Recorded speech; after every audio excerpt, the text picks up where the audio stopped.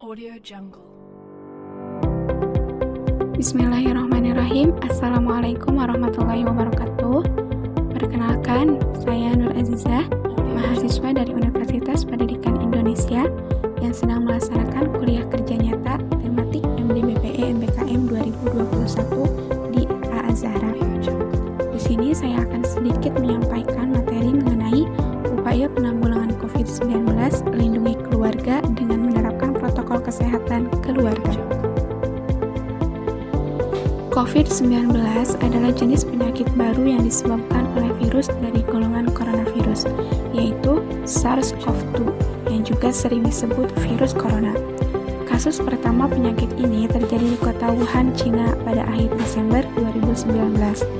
Setelah itu, COVID-19 menular antar manusia dengan sangat cepat dan menyebar ke puluhan negara, termasuk Indonesia, hanya dalam beberapa bulan. Penyebarannya yang cepat membuat beberapa negara menerapkan kebijakan untuk memberlakukan lockdown untuk mencegah penularan virus corona.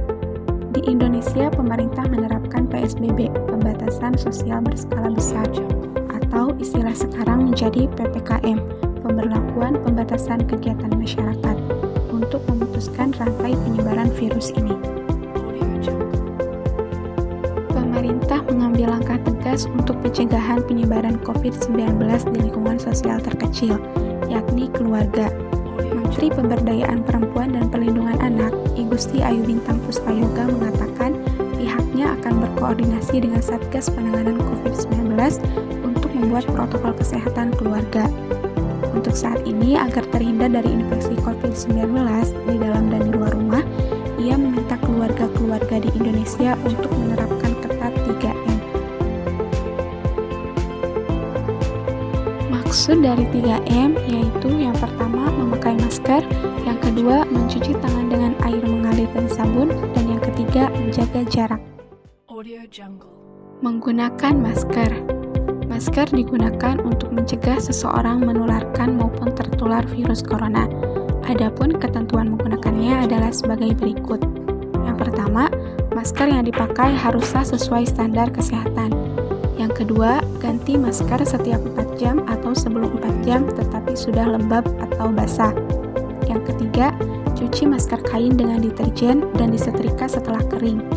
Yang keempat, masker sekali pakai atau masker bedah digunakan bagi anggota keluarga yang memiliki risiko. Masker bedah yang sudah digunakan perlu didisinfeksi. Jika ingin dibuang, maka perlu dirusak dahulu, digunting, disobek, barulah dibuang ke tempat sampah yang tertutup. Yang terakhir, orang tua wajib mengawasi pemakaian masker pada balita. Anak usia di bawah 2 tahun sebaiknya menghindari bertemu dengan orang lain. Jika terpaksa harus bertemu, maka gunakan pelindungan diri yang tidak mengakibatkan kesulitan bernapas, seperti penutup kain atau kain gendong. Kemudian, masker tidak dianjurkan bagi yang pertama, bayi atau anak berusia di bawah 2 tahun. Yang kedua, penderita masalah pernafasan. Yang ketiga, penderita kelumpuhan. Yang keempat, orang yang kehilangan kesadaran diri. Dan yang kelima, bagi orang yang tidak mampu melepas masker tanpa bantuan. Mencuci tangan. Mencuci tangan juga bagian dari protokol kesehatan. Cuci tangan dengan sabun dan air mengalir selama 20-30 detik. Jika tidak ada air, kita bisa menggunakan hand sanitizer. Menjaga jarak. Protokol kesehatan lainnya adalah menjaga jarak dengan orang lain minimal 1 meter. Contohnya saat menerima paket. Ketika menerima paket, segera semprot dengan disinfektan dan kurangi transaksi dengan uang fisik. Kita juga perlu membatasi diri berinteraksi atau kontak fisik dengan orang lain, hindari kerumunan baik di dalam maupun luar rumah.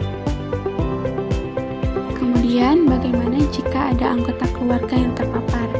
Tindakan yang perlu dilakukan adalah melaporkan anggota keluarga yang terpapar kepada Ketua RT atau RW atau Satgas Penanganan COVID-19 setempat. Hal itu agar dapat dilakukan tracking kepada kontak erat.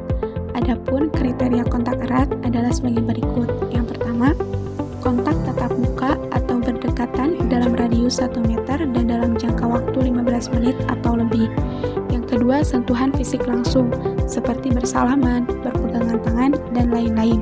Dan yang ketiga, perawat yang kontak langsung dengan orang yang terpapar tanpa menggunakan APD yang sesuai dan standar.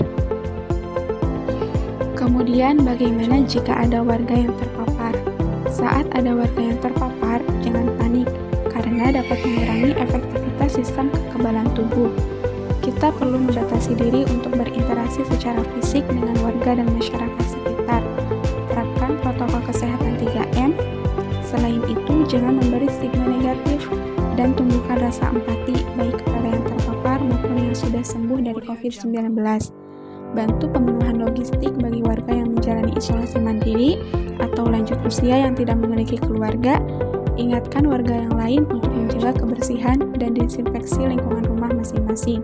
Dan yang terakhir, laporkan kepada Satgas Penanganan COVID-19 atau kepada RT atau kepada RW setempat jika ada warga yang positif COVID-19 yang melanggar protokol kesehatan di luar rumah.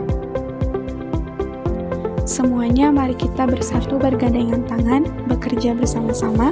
Saya yakin kekuatan perempuan akan bisa keluar dari situasi sulit ini. Perempuan berdaya, anak terlindungi, Indonesia maju.